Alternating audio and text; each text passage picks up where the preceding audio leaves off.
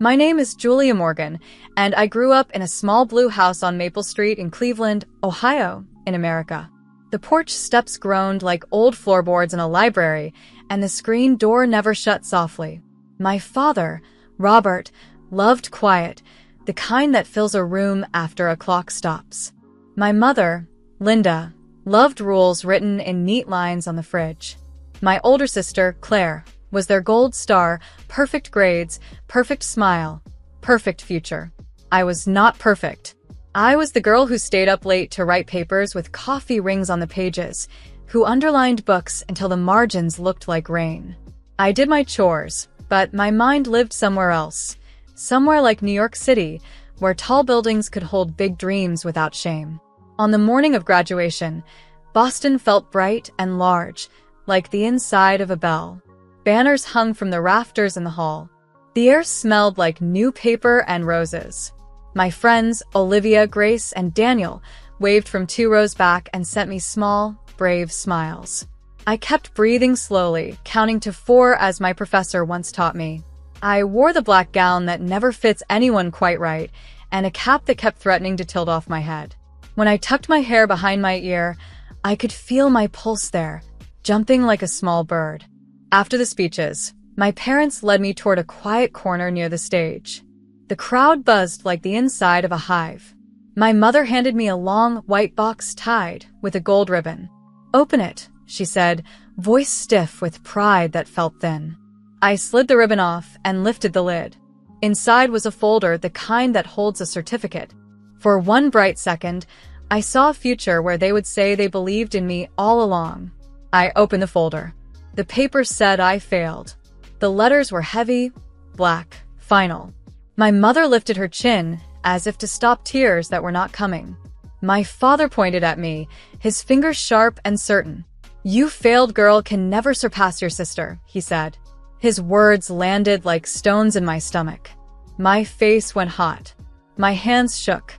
For a moment, the room narrowed to that one line on the paper, as if the world had turned into a tunnel with no exit. I wanted to sit down and let the chair hold me up. I wanted to leave the hall and walk into the bright Boston afternoon and keep walking until I found water and a quiet bench. Claire stood to the side with her arms crossed, calm as if everything was simply proving her right. I swallowed and tried to make my voice steady. "This can't be right," I said. My mother frowned. "You always reach too high, Julia. This is what happens." Then the loudspeaker crackled, and a hand tapped the microphone. A voice filled the hall. "Valedictorian, top of the university, Julia Morgan." The crowd clapped and then stood, the sound rising like a wave. My friend shouted my name. I stared at the false paper in my hands, then at my parents. My father lowered his finger as if it had become too heavy to hold up. My mother's mouth opened, closed, opened again. Claire's face went still, like a mask. I walked to the stage with my legs shaking, but moving anyway. The dean smiled and pressed the real certificate into my hand. Sealed. Signed. My name is right there, bright and true. I felt the weight of it, not like a burden, but like a key. Flashbulbs popped. I heard Olivia laugh out loud. I heard Grace whistle, high and proud. Daniel clapped so hard his ring hit his palm. When I looked out at the sea of faces, something inside me stood up straighter. The house on Maple Street was still part of me. The porch, the rules, the quiet, the long nights. But I was also this person under the lights, holding proof of who I was and what I had done. I thought of America stretching wide, of cities I had not seen yet, of work I had not started yet, of money I would someday earn in dollars and spend on a life that fit me. For a heartbeat, I even thought of Europe, far away and possible. I smiled, stepped to the microphone, and said thank you. The hall answered back, and the sound washed over me like a clear wind. The lobby outside the hall felt like a train station at dusk. Voices, footsteps, the rustle of paper. Recruiters stood in neat lines like taxis at night, each one with a sign and a smile. A woman in a navy suit stepped toward me first. "Julia? I'm Sarah Miles, New York office." Her handshake was warm and steady. "We've followed your work all year. We'd like to bring you on. Base salary $115,000, signing bonus $10,000, relocation covered. The numbers sounded like a new language I already knew. I felt the floor hold me up. I thought of our small blue house on Maple Street in Cleveland, America, and the way the porch would sigh under my steps. I thought of the nights I read by a weak lamp while winter sat outside like a guard. Before I could speak, my parents reached us.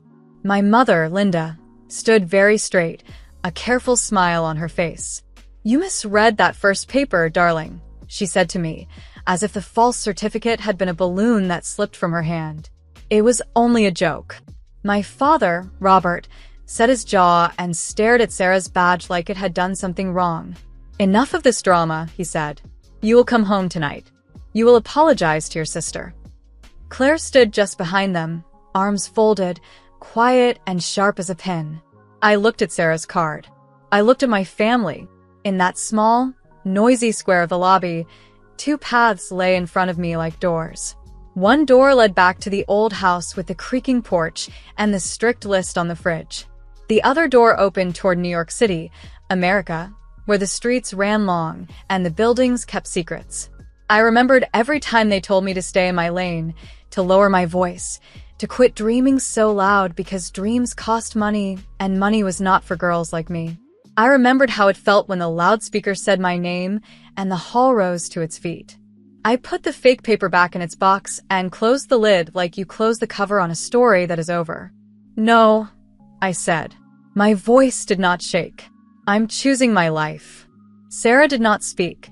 She only gave the faintest nod, as if to say, "I see you." My mother's smile cracked. "You don't mean that," she said. "You're tired. Family knows best." My father's finger came up again, a hard line in the air. "You will not make a fool of us," he said. Claire's eyes slid to mine. There was no sister in them, only a small cold mirror. Olivia and Grace came to my side like the tide, quiet but firm. Daniel stood nearby, ready, as if a friend could be a wall when you needed one. I thought of the dollars that would cover rent and food and a train pass, the dollars that would become a small pile in a bank and grow into something that looked like a home with a door that locked from the inside. I thought, too, of Europe for a breath, a trip one day to London, paying in pounds and laughing under gray skies. But my next step, my real step, was here in America. I turned to Sarah. "I accept," I said, and my chest opened like a window. We walked to a quiet table by the glass doors. I read the offer twice, then signed my name. The pen moved like it had waited for this road all along. Sarah smiled and slid a neat folder toward me. "Welcome to New York," she said. "We'll book your flight this week. Take the weekend to rest. Monday, send your details." I nodded, though what I felt was not rest. It was wakefulness. It was the clean light that follows a storm. When I stood, my parents were still there. They looked smaller, not because they had changed, but because I had stepped back far enough to see them whole. They tried to convince me. I would later tell myself at my new kitchen table, but I did not listen. I was done asking for permission to be who I already was. I hugged Olivia, Grace, and Daniel. We walked out into the Boston afternoon, and the sun fell across the sidewalk like a promise. I did not go home to Maple Street. I went forward. 2 months after graduation, I moved to New York City, America. The firm's office sat on Fifth Avenue, tall glass and clean lines, with doors that opened like they knew your name. My team lead, Marcus Hayes, had quick eyes and a calm voice. "Hold your ground," he told me after my first meeting. "Say the point once, clear and short, then stop." My mentor, Sophia Bennett, believed in notes and plans. "All mess can be sorted," she said, handing me a legal pad. "Start with the first true thing." I worked late most nights, but I slept like a stone when I reached my small rental in the East Village. On Fridays, I walked along the water and counted yellow cabs the way other people count stars. Each one felt like a promise that the city would keep moving, and so would I. The first months were about numbers. My salary came in and I split it like a pie. Rent, food, subway pass, savings, a little joy fund for coffee, and secondhand books. By October, I had saved $18,000. By March, the total read $32,400. I wrote the numbers on sticky notes and tucked them in a drawer. I did not buy fancy shoes. I packed my lunch, turkey sandwiches, apples, and a square of chocolate. I found a used desk for $60 and a chair for $35. I made a quiet list and taped it to my fridge. House, freedom, calm. Each morning, I touched those 3 words with my fingertips as if I could press them into the day ahead. My friends kept me steady. Olivia Wright worked in publishing and knew every cheap cafe with strong coffee. Grace Turner did museum tours and could make any painting feel like a secret letter. Daniel Reed fixed small things in my apartment just to be kind, loose handles, a stubborn window. On Sundays, we sat in Washington Square Park and watched dogs run in happy circles. When I told them I was saving for a house, they did not laugh. Olivia said, "Name the goal." Grace said, "Cut 1 cost a week." Daniel said, "I'll help you move when the day comes." We spoke like we were laying brick. In April, Sophia asked me to lead a small project. The client was demanding and the timeline was short. "You'll be fine," she said. "Use your list." First true thing. I kept the plan simple and the updates clear. When we delivered, the client sent a short note that said, "Better than we hoped." The firm gave me a small bonus, $3,000 after taxes. I sent $2,500 straight to savings and left $500 for a weekend treat. We bought pizza by the river and split a bottle of soda. It tasted like graduation felt, sharp and sweet. By May, house listings became my evening reading. Manhattan was too high for my budget, but Jersey City called to me from across the water. It had brick row houses and small yards and a view that turned glass towers into a skyline. I took the ferry across the Hudson after work and walked quiet blocks as the air cooled. On a corner street, I saw it. A small brick house with a maple tree leaning over a tiny yard. 2 windows faced the street like open eyes. The sign read, "For sale, agent, Henry Collins." I wrote down the number and stood there longer than I meant to, as if the house might notice me and tilt its head. Henry met me the next afternoon. He had silver hair and a gentle way of speaking. "It's been owned by one family for 20 years, he said. "They took care of it." The kitchen had old oak cabinets and a window that framed the maple leaves like a painting. The living room was bright at noon and soft at 5. The upstairs held 2 small bedrooms, one with a slanted ceiling that made me think of a desk by a lamp. In the basement, the concrete floor was clean, and the pipes didn't groan when the water ran. The price was high for me, but not foolish. With an $80,000 down payment, the mortgage would sit at a number I could carry. Closing costs would bite, maybe $9,000. I opened my notebook and did the math right there. If I kept a $12,000 emergency fund, I would still have enough to breathe. Henry watched me draw small boxes around the numbers. "You're careful," he said. "You'll make a good owner." I called Sophia that evening. "If it feels like a match," she said, "put in an offer. Your work is steady. You plan ahead. You can do this." Marcus added, "Negotiate repairs, not just the price. Make the house prove itself." I smiled at the phone. I felt held up by people who wanted me to rise. The inspection came on a rainy Tuesday. The inspector, a woman named Maria Lane, wore a blue cap and carried a flashlight like a sword. She tapped the beams and tested outlets and made notes in neat lines. "Roof is solid for 5 years at least," she said. "Boiler is young. There's a loose railing on the back steps, but that's a small fix." Her invoice was $450. I paid it without a flinch. When the report arrived, I asked Henry to request a $1,500 credit for the railing and a few minor updates. The sellers agreed. We set the closing for the 3rd Friday in May. On closing day, the conference room smelled like fresh paper. I signed my name over and over until it looked like a tiny river. The numbers moved from one account to another: down payment, fees, taxes, dollars I had earned moving into wood and brick. At last, the attorney slid a small envelope toward me. The keys inside were warm, as if they had been waiting for my hand. I walked out into the bright afternoon and stood on the sidewalk with the envelope pressed to my heart. Julia's house, I said out loud, and my voice did not shake. I moved in with help from everyone I loved. Olivia carried boxes labeled books and kitchen. Grace brought 2 framed prints and hung them level. Daniel fixed a loose cabinet and laughed when the screwdriver slipped.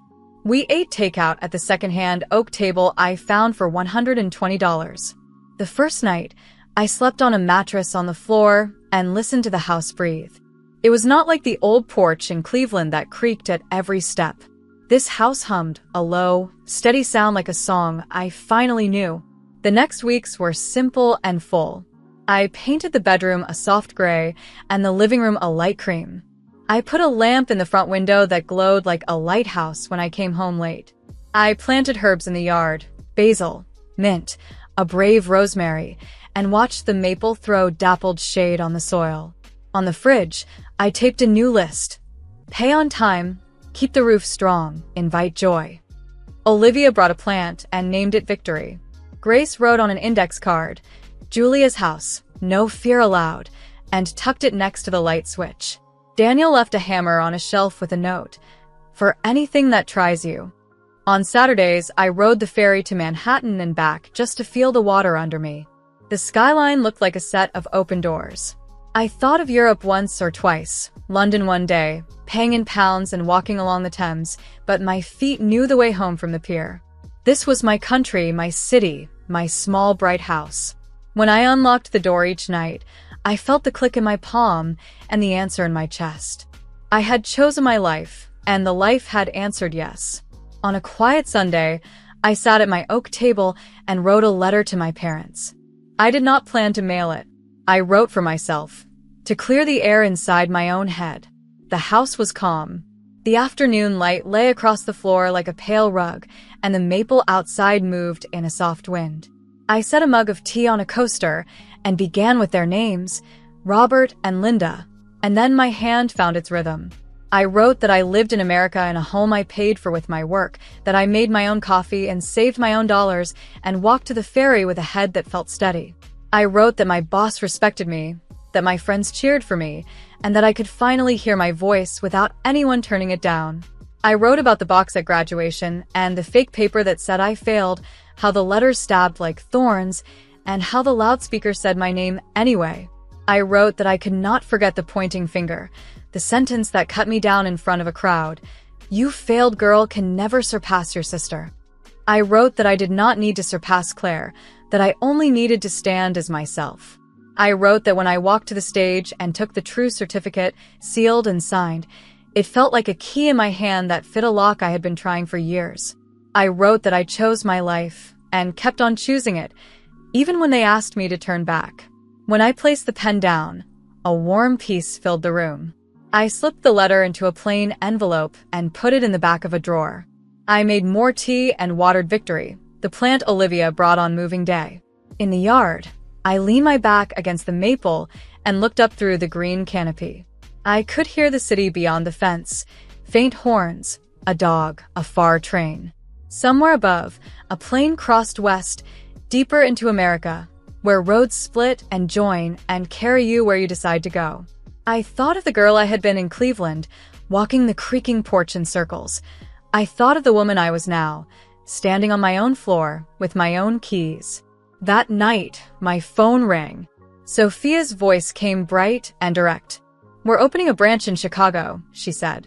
If you want it, relocation is covered up to $7,500 and your salary rises to $130,000. Think about it. My first reaction was not fear. It was a clear bell of possibility. I pictured the skyline by the lake, the sweep of wide streets, the clean cold of winter. I also pictured my small brick house in Jersey City, the maple tree, the ferry, and the lamp in my front window that glowed like a lighthouse when I came home late. I told Sophia I would decide in my own time. She understood. Make a list, she said, as always. First true thing. After the call, I walked from room to room, touching the walls with my fingertips. In the kitchen, I ran a hand over the oak cabinets. In the living room, I stood in the square of lamplight. In my bedroom, I sat on the end of the bed and listened to the quiet. The house did not ask me to shrink. It did not measure me against anyone. It let me fill it with my steps, my breath, my plans. The next day, I told the people who had lifted me. Olivia said, "If you go, I'll make you a reading list for the flight." Grace said, "I'll map every free museum day from here to Chicago." Daniel said, "I can drive a rental truck and load every box with care." Marcus called and said, "You can lead from any city if you remember your voice." I sat with a notebook and did money math as I always do. The numbers were plain and kind. With $130,000 a year, taxes accounted for, the mortgage steady, and living costs adjusted, I would have room to save more dollars. I could build the fund that keeps the roof strong. I could plan for a visit to Europe next year. Maybe London at last, where the signs show prices in pounds and rain makes the street shine. Still, I did not want to run for my life to prove I could. I wanted to move only if the move matched my heart. On Tuesday, I walked to the pier after work, bought a hot pretzel for $3, and ate it slowly while the ferry rocked. The skyline looked like open doors. I thought of Chicago's music and wind, of new colleagues and new streets. I also thought of the way the stoop of my own house fit the curve of my back when I sat to tie my shoes. The best choice, I decided, would not be between fear and bravery. It would be between two kinds of growth. That weekend, I invited everyone over. We put a cheap blue cloth on the oak table. Olivia brought a lemon pie. Grace arrived with a simple bouquet. Daniel carried a toolbox, because he always does. We ate and laughed and told the kind of stories that braid time. Then I asked them to give me one sentence of advice. Olivia said, "Choose the life that lets you write more pages." Grace said, "Choose the life that makes museums of your days." Daniel said, "Choose the life you can maintain on a Monday." I wrote all 3 sentences on an index card and taped it to the fridge under my old list. Pay on time, keep the roof strong, invite joy. On Sunday night, I picked up the draft letter from the drawer and read it once. I added a last line for myself. I do not owe anyone a smaller dream, so they feel larger next to me. I signed it with love and set it back. In the morning, I called Sophia. "I'll take the Chicago role," I said, and felt my voice ring true. I want to learn to lead a new team. I want to test my skills in the fresh air. I'll keep my house and rent it to a friend while I'm gone. I'll return when the time is right. Sophia exhaled. "Perfect," she said. "We'll put the paperwork in motion." By the end of the week, the plan was neat. Relocation covered up to $7,500, a start date that left me time to pack with care, and a raise to $130,000 on day 1. Olivia's cousin, a calm soul with paint on her jeans and a library card in her pocket, signed a lease to rent the house for a fair amount that matched the mortgage and left a margin. Daniel changed the back step railing. Grace labeled boxes in her neat handwriting. I booked a one-way flight and a second seat for Victory, who would travel with careful hands. On my last night in the house before the move, I walked through each room with the lights low. The lamp in the front window sent a warm square into the street. I stood by the maple tree and pressed my palm to its trunk. "Keep watch," I whispered. Inside, I placed my keys on the table for the tenant, then tucked a note under them. "This house is good. Treat it with care. It will treat you the same." I locked the door, held the spare key on my ring, and turned toward the future. This is my story, and I am the one telling it. The loudest sound in my life is not the loudspeaker anymore. It is my own voice, steady and clear, saying yes to the door I open and no to the door I leave behind. America stretches ahead like a wide road. One day, I will cross the ocean to Europe and spend a few pounds on a simple lunch and laugh at the gray sky. For now, I board a plane with my name on the ticket, my work in my bag, and my next chapter ready to be lived.